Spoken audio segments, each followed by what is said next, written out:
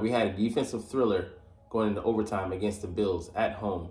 But the Philadelphia Eagles were actually able to improve throughout this matchup, even though it may not seem so by the high yardage output by one Josh Allen. What's up, it's your boy Centron, coming back at you with another analysis video, and I kid you not, that's my real name. Today, Eagles film analysis, all 22 defensive takeaways from the Bills game. So these guys came to a clutch, man. In particular, this guy with one big play. So let's get into it. So yeah, man, I know it was a hell of a breakdown because there's so many, diatribes or things you probably want to sum up and say. But I appreciate you. Shout out to Johnny Page for these breakdowns weekly, 2 of them at that, on offense and defense. Anyways, speaking of that defense, yeah, looked like they played pretty good on film because they gave up 500 yards plus yards, and Josh Allen 4 TDs, 2 on the ground and 2 in the air, 1 of each in each half. That being said, he had 209 passing yards to begin the game with in the first half, and then only 139 to end the game. So they did better. I don't know how many ground yards they had, but I want to believe the majority of them were in the first half.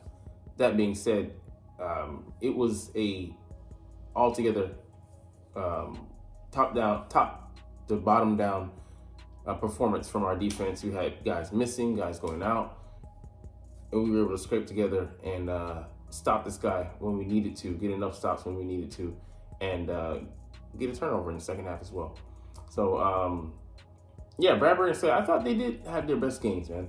They were seeking coverage. They weren't, getting effed over too much in this game. I mean, that's some catches you're gonna get caught on as a cornerback in this league, but all of the consternation being made about them being slow and old and not being able to play up to the standard they did last year, I thought they looked closer to their 2022 selves than they had all year. So we'll get into that. But let's look here at the coverage by Bradbury at the bottom.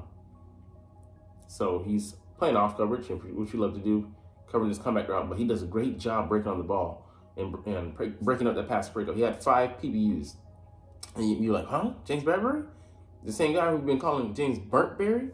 Yeah, he had a pretty solid game, and that's due to Sean Desai putting him in good positions, but maybe, him as well, rededicating himself behind the scenes, putting that work in the film room and the self-study, knowing what teams are going to attack you on and knowing that what you got to be better on, what you can be self-accountable on, and admit, hey, I'm not playing good in this area, I got to improve. And shout out to him and Slade. They both did a better job here against one of the better quarterbacks in the league. And what can you say about the performance? Josh Allen had 9 rushes for 81 yards, and that's 9 a pop. But those are off schedule, just things where we can do better in containing him, especially him being a mobile quarterback. Patrick Mahomes less so, but he scrambled us too. Dak had I think 3 or so runs that he exploited, but he's not a big runner at this stage in his career. But a guy like Lamar Jackson would tear us to shreds with this game plan. But I'd like to believe he was playing more for his scrambles and stuff that are kind of baked into the offense. He played to his athleticism. That being said, Josh Allen, his are just kind of unpredictable. Even though you would say you would scheme more towards him being a runner, making moves to being him being a playmaker, him playing in that style, but he had options downfield, and then he just chose to bob and weave. But we got to be better with our pass rush integrity. But yeah, they only got 2.96 outside of Josh Allen on 31 carries. And yeah, we were tired at the end of the game, so I was like, "Oh, we're getting gashed. Okay, we're tired." Jordan Davis, encapsulated that on the last play before I think that field goal, the try into the end zone that failed on a miscommunication by Josh Allen and Gabe Davis. But yeah, Jordan Davis and Jalen Carter are popping off the tape, jumping off the tape. So let's look at them here, man. And it was the linebackers. You can see here that, Jordan Davis just bullies them and then makes a play. He's getting in on the running back there. Amazing. Just look at Jalen Carter. Not Jalen Carter, the linebackers. Nicholas Morrow shooting the gaps, running right in behind Jordan Davis. That's the luxury of having D tackles that size and being able to protect you from the offensive line. You're get to come in, scrape in, clean up. Yeah, like Barney told you. All right. Here, Josh Allen. Let's see. Yeah, he's just doing a good job escaping. And we couldn't put Slay on Diggs at all times. But yeah. We did move him around. And I think this actually was one that got away from. So there's Diggs there on Slay. Yeah, he does a good job, though. Staying with the route. I mean, without, staying with the route throughout. And Sweat and Riddick are next to each other on this play. So you can see here, they're getting after it. I'm sorry, they're there.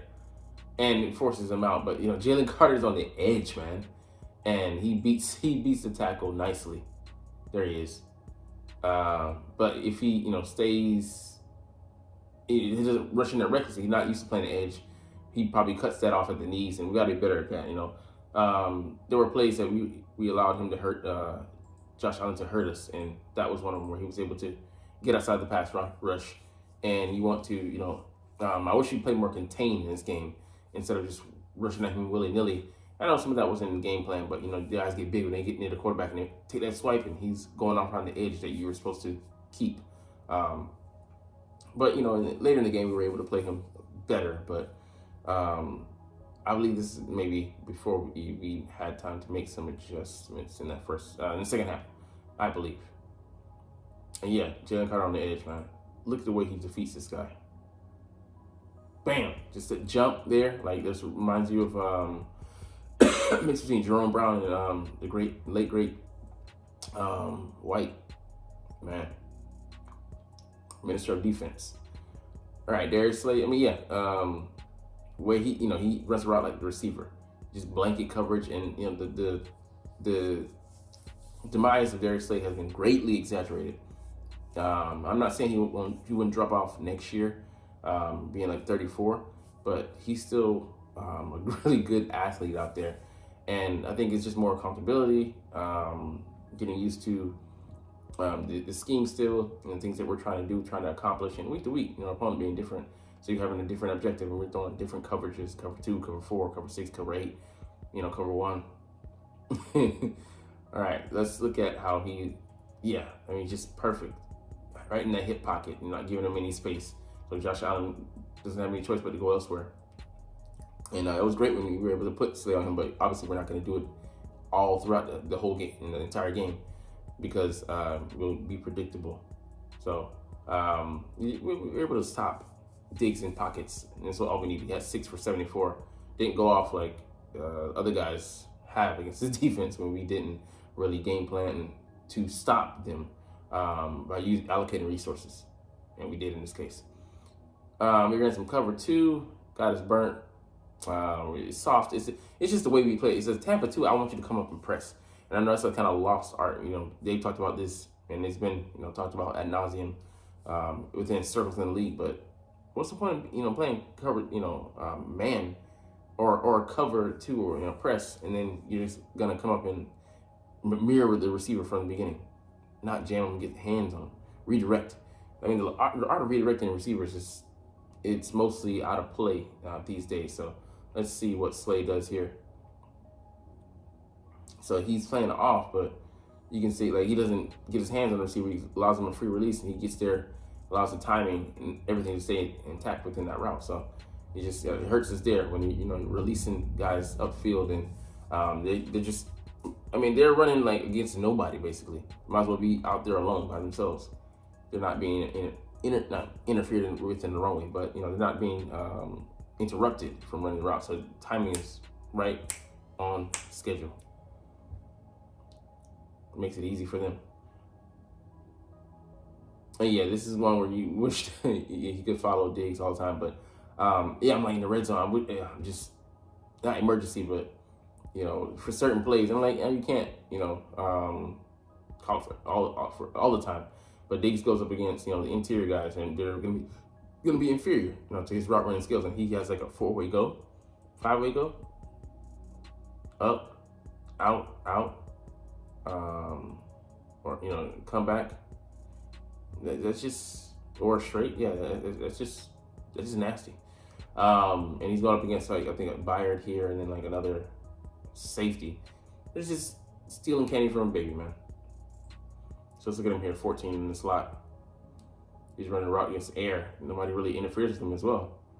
And then nobody undercuts the route. Like, he's late, this guy here, I don't know who that is, but O'Shea would have played underneath. And, if you're going to play a technique, play underneath and play your lane and then let the guy over the top. If he gets caught on, fine. If you get caught on, that's on you, and vice versa. Trying to farm the next man's land and you end up in no man's land. Yeah.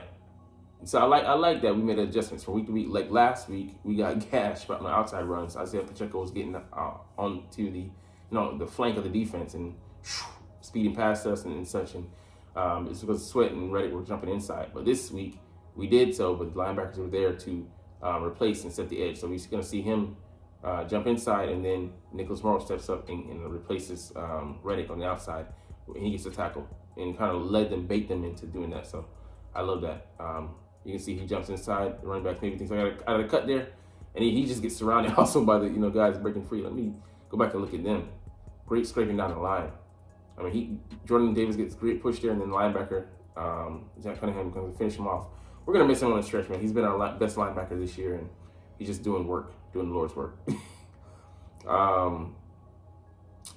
Yeah, stacks and bunches, man. I wish we would just, like they're saying, get instead of having cornerbacks having the same depth, having one guy be behind and stack ourselves, and then as they come out, depending on which way they break, going with the guy that's coming into your area, so, or staying in your area. So I mean, instead of just doing what we're doing now, we have to fight through traffic and trash, and it just makes it an almost impossible task, which is just dumb from an approach standpoint. So don't know why we still doing it that way, but I know it might be not to compromise coverage or leaving holes, but it just seems like an easy fix, but we're reticent to do it.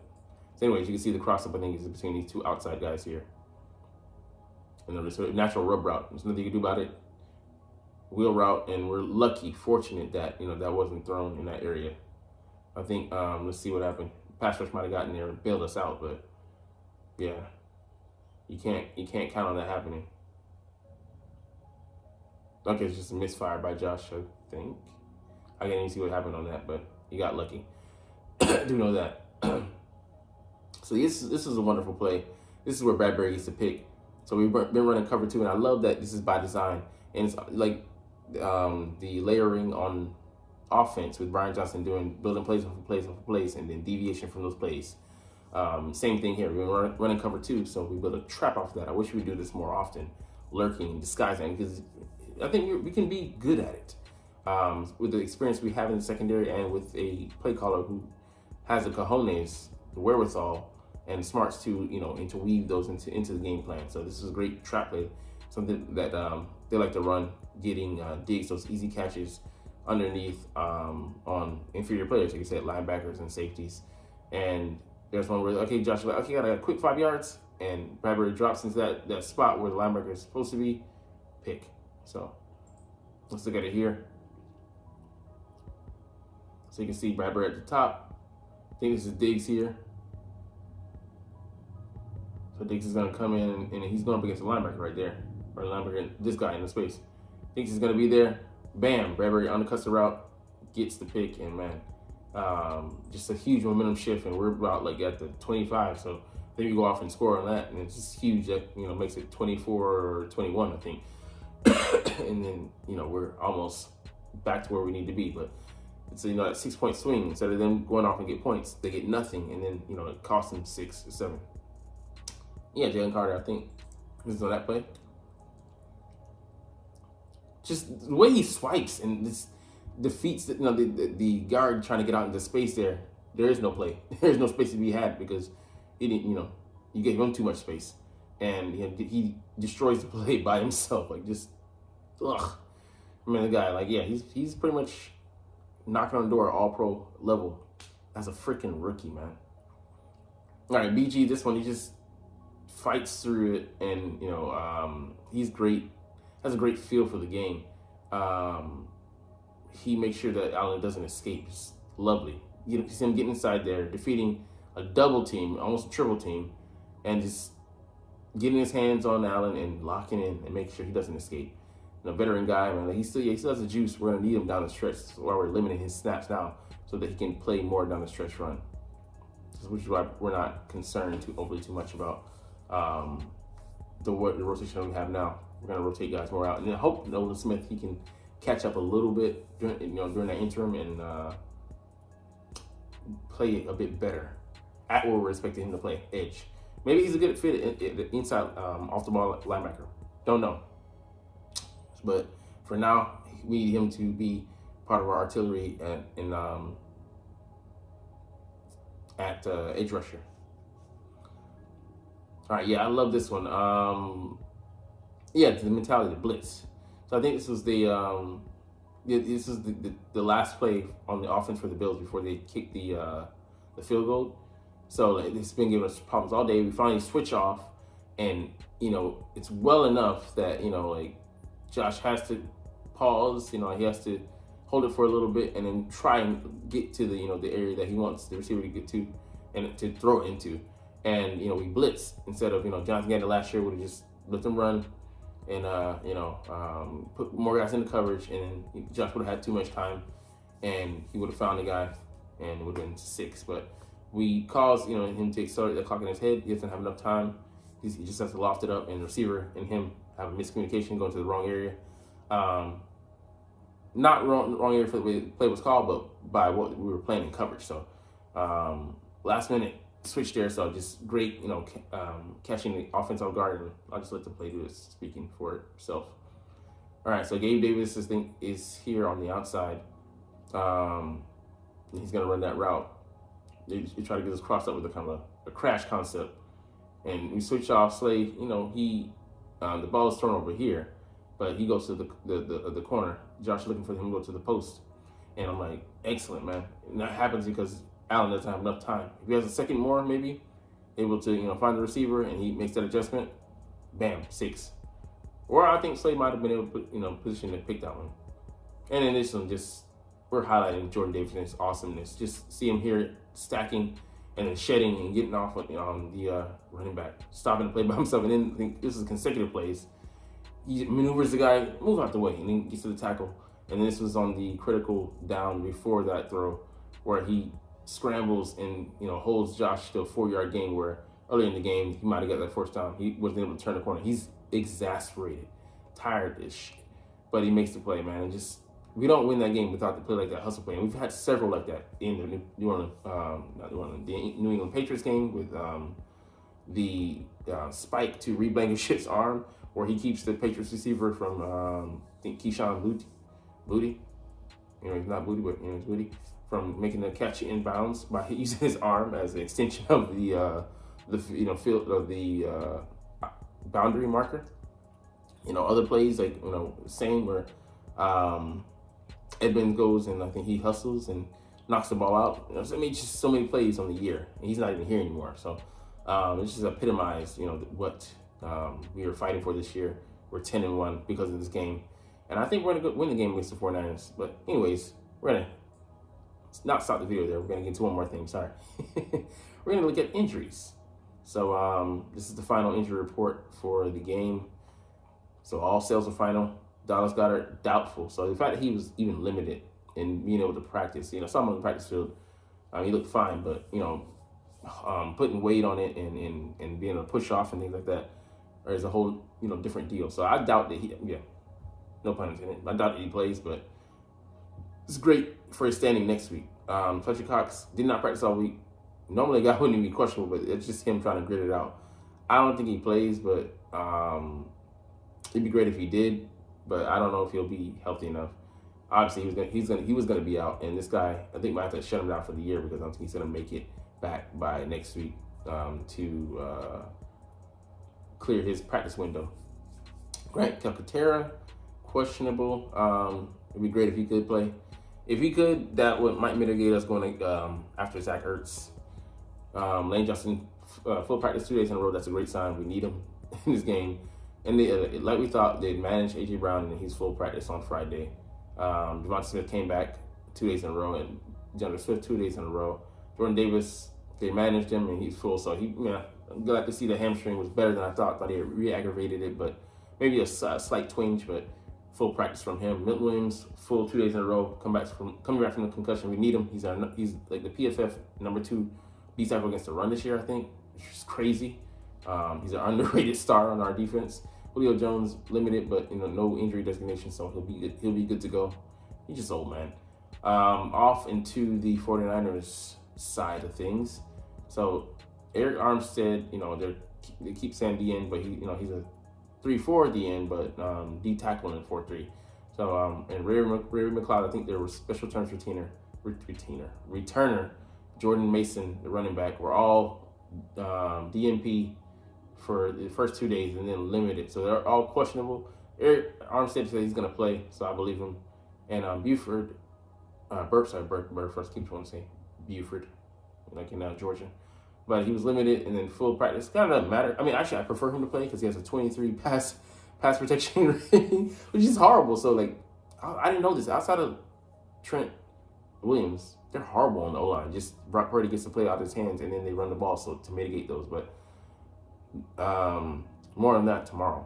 Nick Bosa limited with the toe, so he's suddenly popped on the injury report, but no injury designation, so he's going to just play through it. Hurt last year in the NFC Championship game, so we'll see. But anyways, this is going to be a good matchup, but we're going to get up out of here because you're not even watching, though, but it's all good because I love making these videos and love talking about the freaking Eagles. So, like I said, we'll chunk the deuces, but as always, it's Fly Eagles Fly, and let's motherfucking go! Like, comment, share, and subscribe Thanks for watching. Check me out at Centron Anime, Centron Life, or Centron Laughs, or other social media.